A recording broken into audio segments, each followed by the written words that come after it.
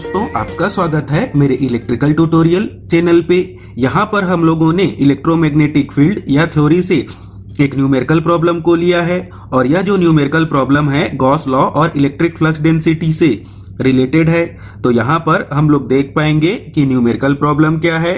The spherical surface r is equal to 1, 2, 3 carry surface charge density of 20, -9 and 2 nanocoulomb per meter square respectively. First, how much electric flux leaves surface r is equal to 5. Second, find vector d at p 1, -1, 2. इस numerical problem को solve करने से पहले आप लोग मेरे YouTube channel के electromagnetic theory के प्लेलिस्ट से आप लोगों को कुछ वीडियो को देखना होगा जो कि इस प्रकार से है।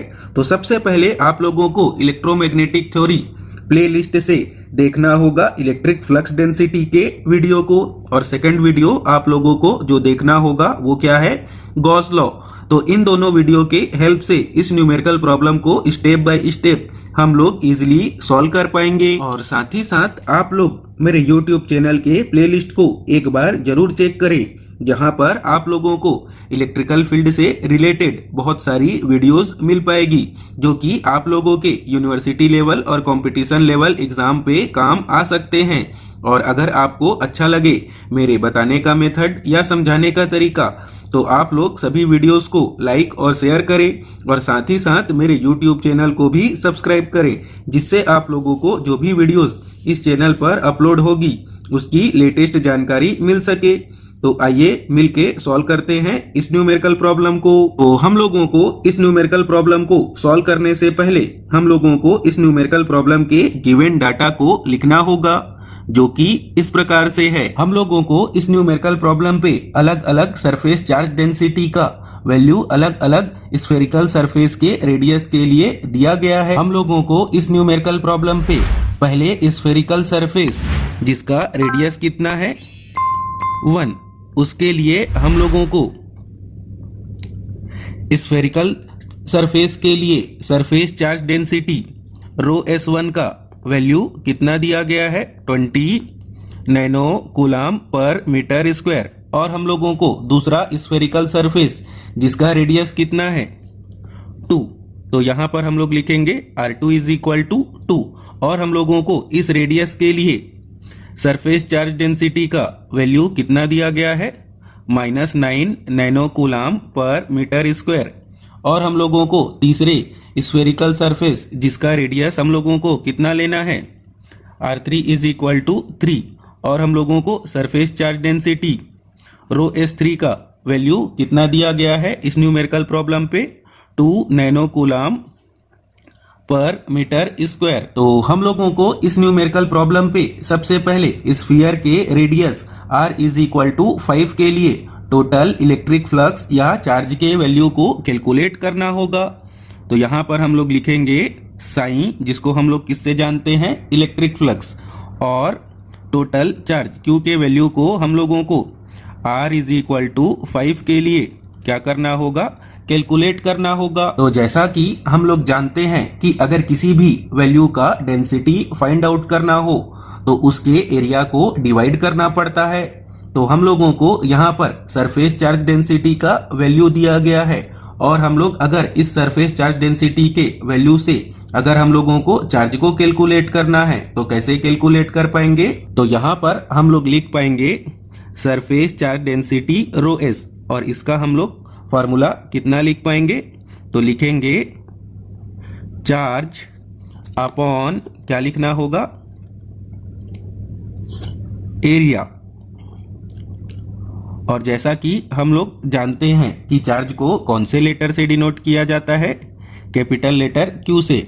और हम लोगों को स्फेरिकल सरफेस के एरिया के लिए कौन सा फार्मूला यूज करना होता है 4 पाई r स्क्वायर। तो अब हम लोग rho S is equal to Q upon 4 pi r square के रिलेशनशिप से चार्ज के वैल्यू को किस प्रकार कैलकुलेट कर पाएंगे, तो लिखेंगे Q is equal to rho S into 4 pi r square. तो हम लोग इस रिलेशनशिप का यूज करके किसी भी सरफेस चार्ज डेंसिटी के वैल्यू से उसके टोटल चार्ज या चार्ज के वैल्यू को कैलकुलेट कर सकते हैं। तो जैसा कि हम लोग जानते हैं अकॉर्डिंग टू गॉस लॉ, तो यहाँ पर हम लोग अकॉर्डिंग टू गॉस लॉ क्या लिख पाएंगे, इलेक्ट्रिक फ्लक्स साई और टोटल इनक्लोज्ड चार्ज Q दोनों का वैल्यू गॉस लॉ के अकॉर्डिंग क्या होगा, सेम।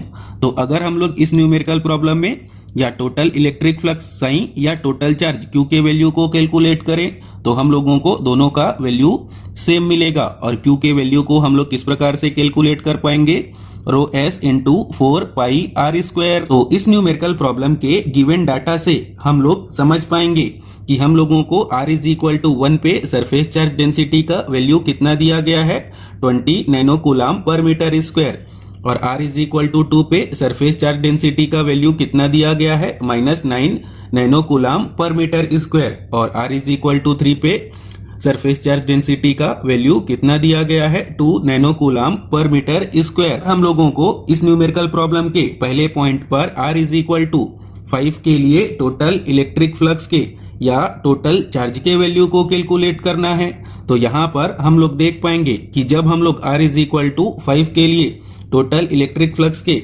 वैल्यू को कैलकुलेट करेंगे तो जो स्फेरिकल सरफेस का radius r is equal to 5, ये सभी दिए हुए रेडियस को क्या करेगा, एनक्लोज करेगा, जिस कारण से जब हम लोग इलेक्ट्रिक फ्लक्स या टोटल चार्ज के वैल्यू को कैलकुलेट करेंगे तो इन तीनों चार्ज डेंसिटी के वैल्यू को हम लोगों को कंसीडर करना होगा और टोटल चार्ज या इलेक्ट्रिक फ्लक्स के वैल्यू को कैलकुलेट करने के लिए इस फार्मूले का यूज करना होगा। तो जब हम लोग टोटल चार्ज या फ्लक्स के वैल्यू को कैलकुलेट करेंगे तो इस फार्मूले के अकॉर्डिंग यहाँ पर हम लोग कितना लिख पाएंगे, तो पहले सरफेस चार्ज डेंसिटी और रेडियस का वैल्यू का यूज करके चार्ज के वैल्यू को कैसे लिख पाएंगे, तो लिखेंगे रो S1 इंटू 4πr1 का स्क्वायर प्लस, अब हम लोग ठीक इसी प्रकार से दूसरे सरफेस चार्ज डेंसिटी के लिए लिखेंगे तो कितना लिख पाएंगे, रो S2 इंटू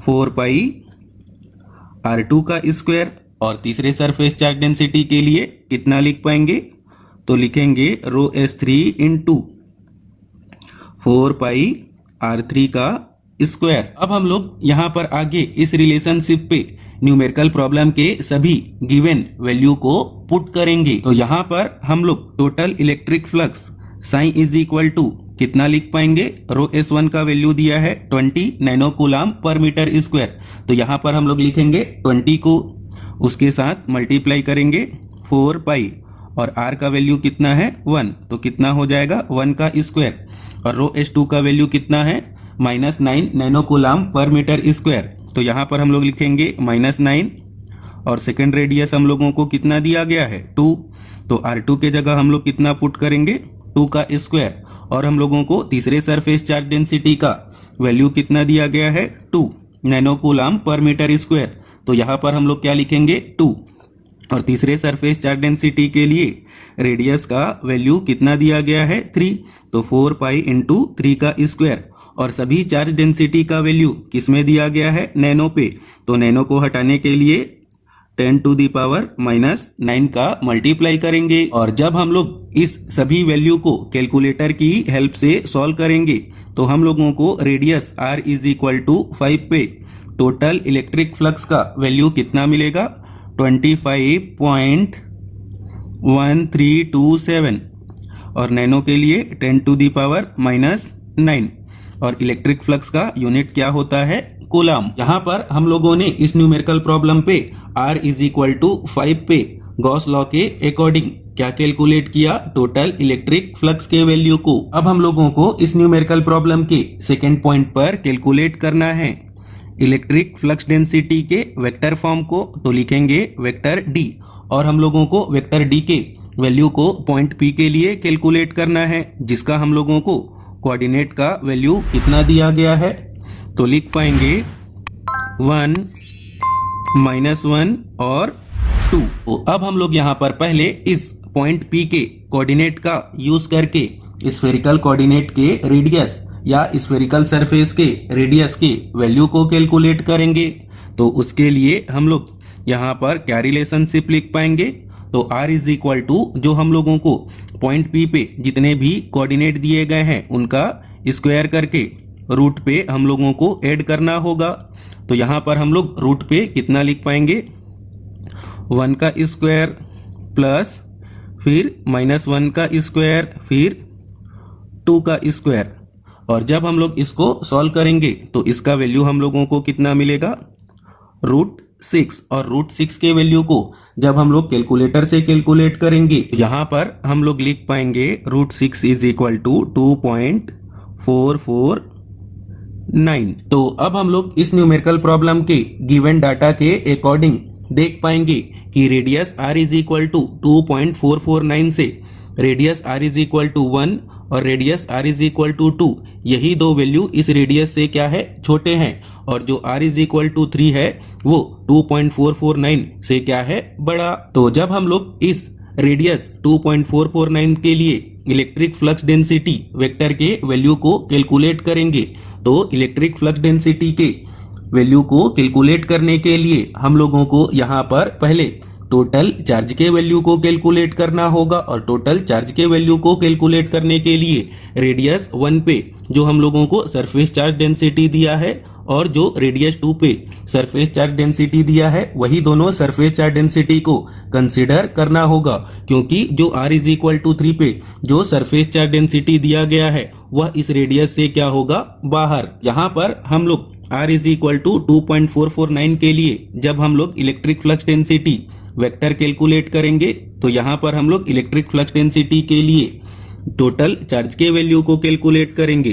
तो जिसके लिए हम लोग r इज इक्वल टू 1 पे और r इज इक्वल टू 2 पे जो सरफेस चार्ज डेंसिटी दिया गया है उसी का ही यूज करना होगा। तो जैसा कि हम लोग जानते हैं कि सरफेस चार्ज डेंसिटी से अगर चार्ज के वैल्यू को कैलकुलेट करना हो तो सरफेस चार्ज डेंसिटी पे हम लोगों को एरिया का मल्टीप्लाई करना होता है। तो यहाँ पर हम लोग टोटल चार्ज के लिए r इज इक्वल टू 2.449 पे हम लोग इन दोनों सरफेस चार्ज डेंसिटी का यूज करके क्या रिलेशनशिप लिख पाएंगे, तो लिखेंगे ρS1 इंटू 4πr1 का स्क्वायर फिर प्लस ρS2 इंटू 4πr2 का स्क्वायर। अब हम लोग इस रिलेशनशिप पे वैल्यू पुट करेंगे तो लिखेंगे 20 इंटू, और हम लोगों को पहला रेडियस कितना दिया गया है ρS1 के लिए 1, तो लिखेंगे 4π इंटू 1 का स्क्वायर। और दूसरा चार्ज का वैल्यू हम लोगों को कितना दिया गया है, -9 nano coulomb per metre square. तो यहाँ पर हम लोगों ने लिखा -9 और इसके साथ मल्टीप्लाई करना होगा दूसरे रेडियस के वैल्यू को जो कि कितना है 2। तो यहाँ पर हम लोग लिखेंगे 4π 2 का स्क्वायर। और यहाँ पर हम लोगों को दोनों चार्ज का वैल्यू कितना दिया गया है, नैनो पे। और तो नैनो को हटाने के लिए हम लोगों को यहाँ पर कितने का मल्टीप्लाई करना होगा, 10⁻⁻⁹। और जब हम लोग इस रिलेशनशिप को कैलकुलेटर पे सॉल्व करेंगे तो हम लोगों को चार्ज Q का वैल्यू रेडियस 2.449 पे कितना मिलेगा, तो लिख पाएंगे -64π इंटू 10⁻⁻⁹। और चार्ज का यूनिट क्या होता है, कूलम। यहाँ पर हम लोगों को इलेक्ट्रिक फ्लक्स डेंसिटी के वेक्टर फॉर्म को कैलकुलेट करना है। तो उसके लिए हम लोग यहाँ पर कौन से रिलेशनशिप को लिख पाएंगे, तो लिखेंगे vector D is equal to Q/4πr²। तो यहाँ पर हम लोगों को Q के जगह कितना पुट करना होगा, तो लिखेंगे -64π इंटू 10⁻⁻⁹।